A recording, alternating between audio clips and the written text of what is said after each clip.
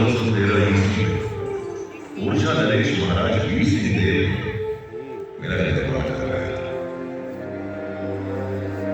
18वीं सदी की शुरुआत में पेशवा बाजीराव ने जब फौजाबाद के नवाब मोहम्मद खान मगर से युद्ध करने के लिए बुंदेला छत्रसाल की ओर मदद का आह्वान लगाया तो राजा छत्रसाल ने अपना दिल खोल कर उनका आभार व्यक्त किया। पेशवा बाजीराव झांसी के साथ कुछ और भी क्षेत्र खरीद लिए। इस तरह झांसी के द्वारा मराठा साम्राज्य बनाई और ध्वस्त कर लिया।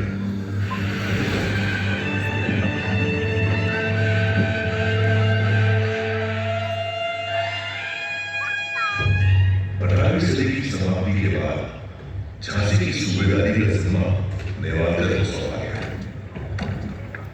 इसी मंच ने भारत के मोल की राजा जिसकी अद्वितीय चमक पर भारतीय इतिहास गर्व करता है।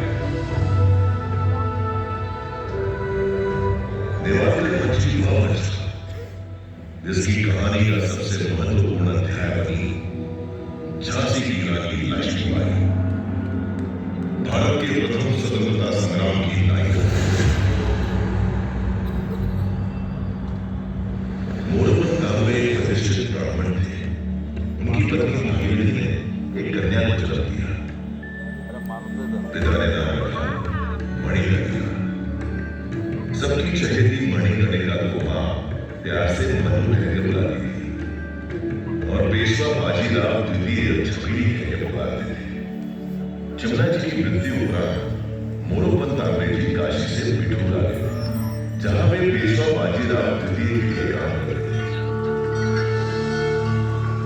नटखट मासूम मणिकर्णिका सबकी चहेती थी, लेकिन कमाल है वह नहीं खेलती थी लट्टू या गिट्टी से। उसे तो लगाव था काशी की संस्कृति और मिट्टी से। उसे प्रेम नहीं था ईरान की अटारी से। वह तो मैदान में खेलती थी पर्ची, ढाल, कृपाण और कटारी से। ज्ञान लेने के लिए नहीं जाती थी इस वक्त या उस वक्त। उसकी शिक्षाएं थी उस वक्त। किसे पता था इस छवि पर उनका रिश्ता झांसी से जुड़ने वाला है। झांसी के गणेश मंदिर में 19 मई 1842 के शुभ दिन पर नेवालकर के महाराज गंगाधर राव से उनका विवाह हुआ और मेरे आंगन में जब उनका प्रवेश हुआ तो लगा मानो साक्षात लक्ष्मी का आगमन हुआ। काशी की मणिकर्णिका को झांसी ने नया नाम दिया, लक्ष्मीबाई।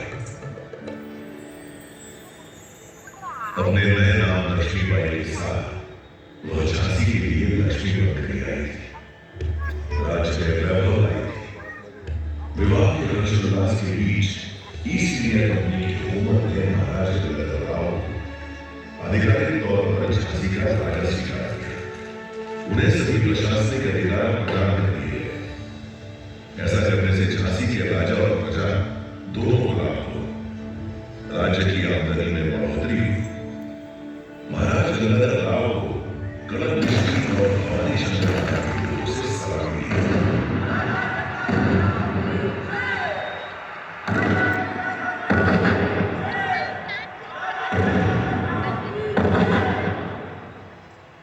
महाराज गंगाधर राव एक कुशल प्रशासक थे, काफी उदार और कला प्रेमी थे। उनकी नाट्यशाला में साहित्य, संगीत, नृत्य, नाटक की रसरशा होते थे।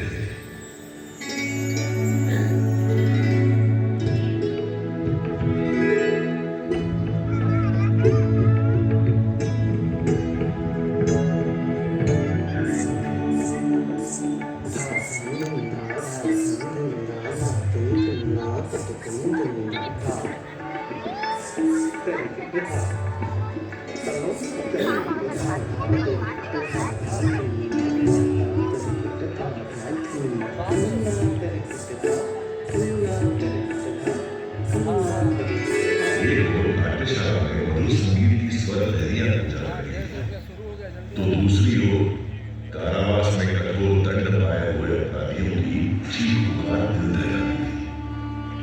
झांसी की न्याय प्रणाली कुछ ऐसी थी। कि छोटे मोटे अपराधियों को भी फांसी की सजा सुनाई जाए। और जिस जगह आप लोग बैठे हुए हैं, ठीक यही वो फांसी का था।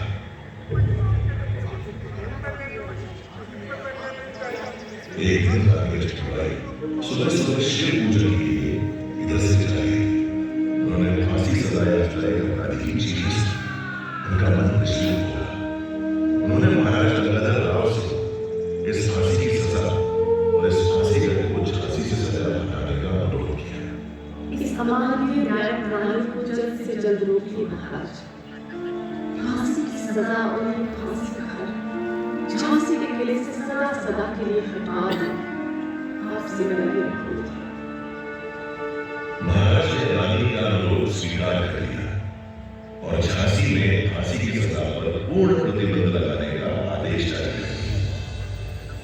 उसी दिन से झांसी गले की फांसी, दरिया गले का हाथ सिर्फ कहानियों की बात है।